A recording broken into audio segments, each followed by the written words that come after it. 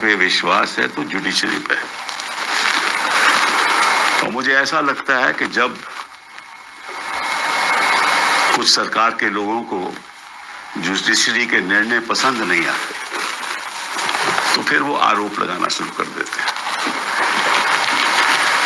कि ये हद से बाहर है,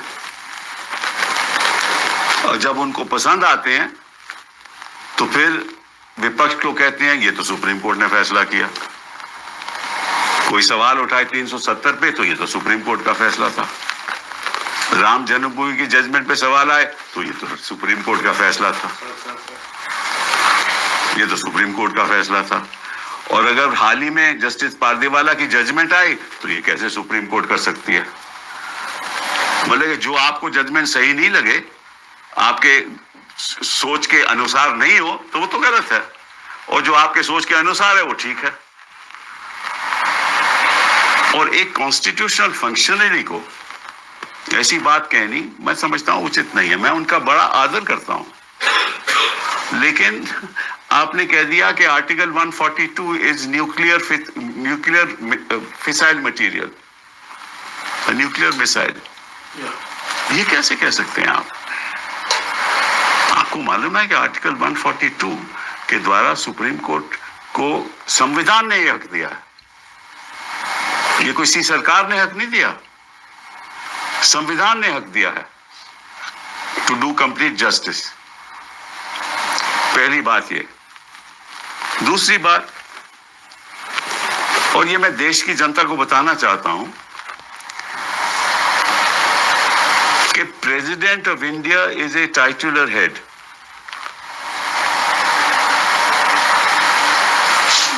जब प्रेसिडेंट अपनी फंक्शंस करती हैं, वो कैबिनेट की एडवाइस के अनुसार करते हैं। The President acts on the aid and advice of the Council of Ministers. The Governor of a state acts on the aid and advice of the Council of Ministers in the state. तो अगर कोई विधेयक पारित होता है तो governor के पास जाता है। गवर्नर, संविधान ने हक दिया है, गवर्नर कमेंट्स करके वापस भेज सकता है विधेयक को, और फिर अगर दोबारा पास कर दे लेजिस्लेचर, असेंबली पास कर दे, तो गवर्नर को साइन करना पड़ता है। ये संविधान कहती है। गवर्नर ये भी कर सकता है कि कोई विधेयक हो वो प्रेसिडेंट को भेज दे अपने कमेंट्स के साथ कि मुझे ये सही नहीं लगता, और प्रेसिडेंट अपने व्यक्तिगत अनुसार कुछ नहीं करती। President acts on the aid and advice of the council of ministers. वो बात सरकार, केंद्र सरकार पे जाती है, केंद्र सरकार के काउंसिल ऑफ मिनिस्टर्स पे जाती है। वो एडवाइस करते हैं प्रेसिडेंट को कि क्या करना है। ये प्रेसिडेंट का व्यक्तिगत हक नहीं है, ये धनखड़ जी को मालूम होना चाहिए। उन्होंने कहा कि आप प्रेसिडेंट की पावर को कैसे कंट्रोल कर सकते हो। भाई कौन कर रहा है प्रेसिडेंट की पावर को कंट्रोल? मैं उदाहरण के तौर से आपको बताना चाहता हूं कि गवर्नर के पास विधेयक जाए और वो 2 साल वहां पड़ा रहे, वो अहम विधेयक हो कि जिसकी जनता के प्रति कई चीजें करनी हो, तो गवर्नर क्या बैठ सकता है? 2 साल बैठ सकता है उस मामले में, और कोर्ट को कोई अधिकार नहीं है कुछ करने का। This is in fact an intrusion on the supremacy of the legislature. ये तो उल्टी बात है।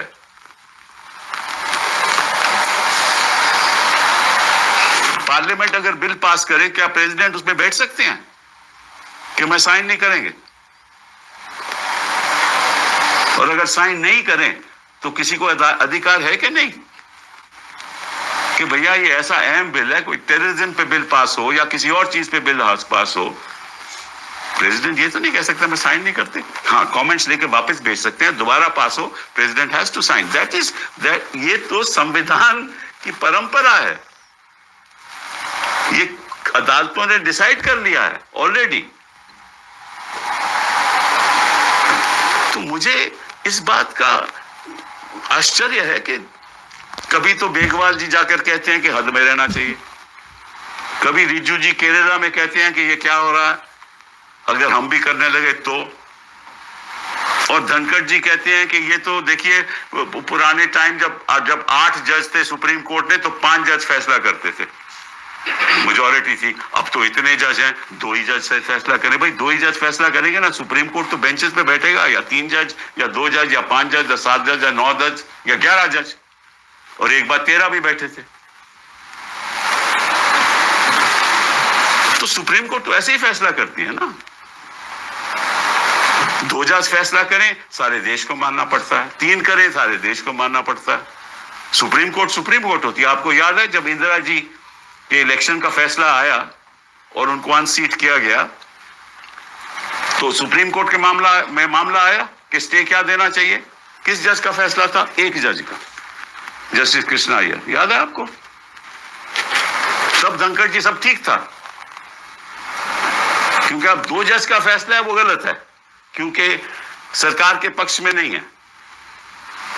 बट कृष्णा अय्यर का फैसला बिल्कुल ठीक था, वो तो एक जज थे। तो ये किस किस्म की बातें हो रही हैं पब्लिक डोमेन में? मुझे तो, मैं सोच भी नहीं सकता। आपको मालूम है और सब देश को मालूम है कि जो हमारी लोकसभा है, जो स्पीकर की चेयर होती है वो बीच में होती है। एक तरफ ट्रेजरी बेंचेज, दूसरी तरफ विपक्ष, और उनको कहते हैं speaker of the house, not speaker of one party, speaker of the house.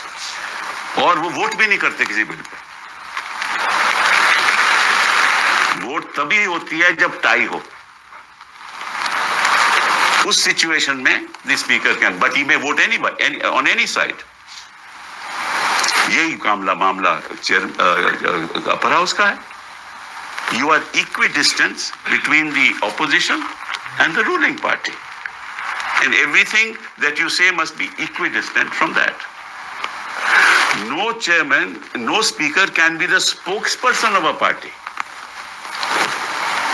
ये तो नहीं हो सकता ना। मैं ये नहीं कहता कि ये हैं, but no speaker in principle can be the spokesperson of any party. और अगर ऐसा लगता है तो फिर वो चेयर की गरिमा कम हो जाती है।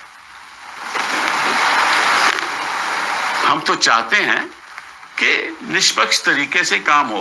अभी धनखड़ जी कहती है देखिए इतनी डिसरप्शन होता है पार्लियामेंट में। वो मुझे याद है सुषमा स्वराज जी जब और अरुण जेटली जी जब डिसरप्शन करते थे तब तो किसी को तकलीफ नहीं थी। तब तो जेटली साहब कहते हैं this is part of parliamentary practice. ये तो मतलब कि देखिए ऐसा है, जब आपके प्रेसिडेंट स्पीच पढ़ती हैं पार्लियामेंट में शुरुआत के सेशन में, तो स्पीच कौन लिखता है? प्रेसिडेंट लिखता है या लिखती हैं? स्पीच तो कैबिनेट लिखती है ना, काउंसिल ऑफ मिनिस्टर्स पास करते हैं ना। तो भी वक्तव्य देना हो एज अ गवर्नमेंट, हर चीज पे साइन प्रेसिडेंट का होता है, लेकिन फैसला काउंसिल ऑफ मिनिस्टर्स का होता है। ये हमारा सिस्टम ऑफ गवर्नेंस है। अगर आपको कोई तकलीफ भी है किसी फैसले से तो उसको रिव्यू कीजिए। उसकी रिव्यू एक तरीका है ना, रिव्यू डालिए। अगर रिव्यू ठीक नहीं होता तो आगे भी हो सकता है। और अगर आपको लगता है कि इसमें बड़े कोई प्रॉब्लम्स आ जाएंगी तो आर्टिकल 143 के अंतर्गत आप एडवाइजरी ओपिनियन ले लीजिए सुप्रीम कोर्ट से। एडवाइजरी ओपिनियन ले लीजिए सुप्रीम कोर्ट से, ये भी आपको रास्ता है। और अगर इनके पास तो बड़े वकील, ऐसे काबिल वकील है, हम बता देंगे इनको क्या करना क्या नहीं चाहिए। लेकिन एक ऐसा वक्तव्य देना कि अब आर्टिकल 142 is nuclear missile.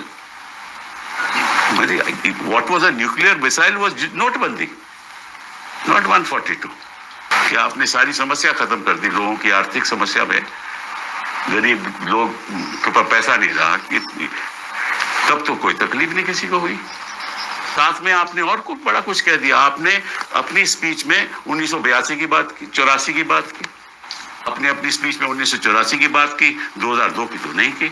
आपने इमरजेंसी की बात की, जो कॉन्स्टिट्यूशनली डिक्लेयर्ड इमरजेंसी, जिसकी एडीएम जबलपुर ने जिसको अपहोल्ड किया।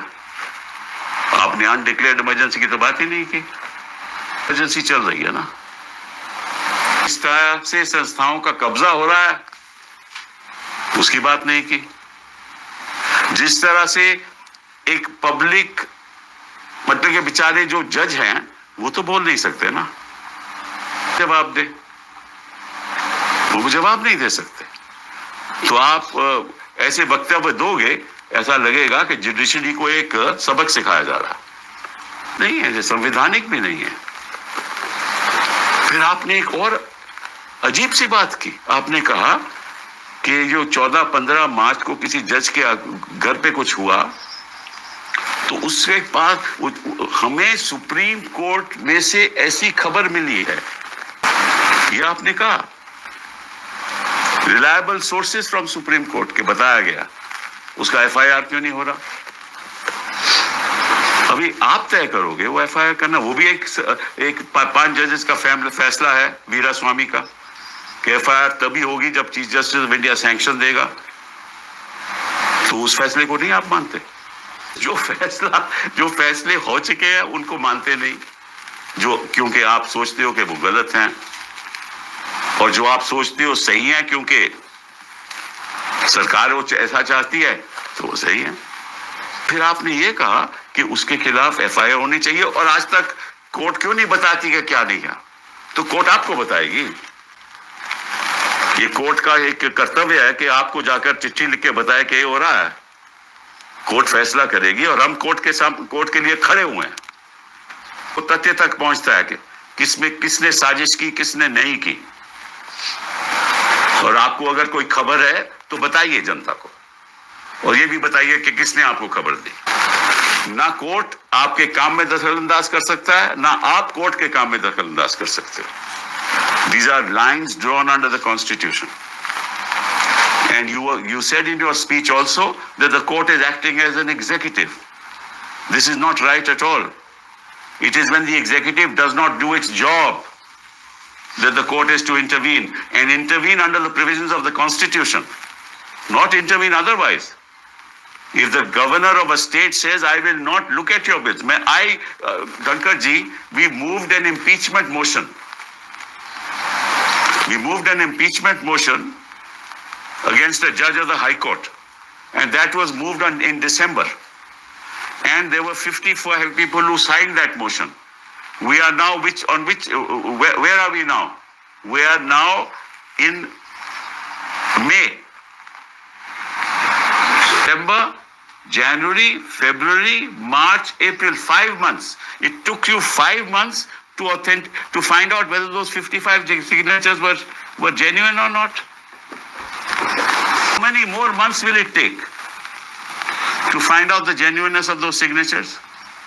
And if you don't sign, if you don't authenticate the signature, don't find out the genuineness of the signatures, that means the motion can't be moved, which is a right given under the Constitution to us. So if you do not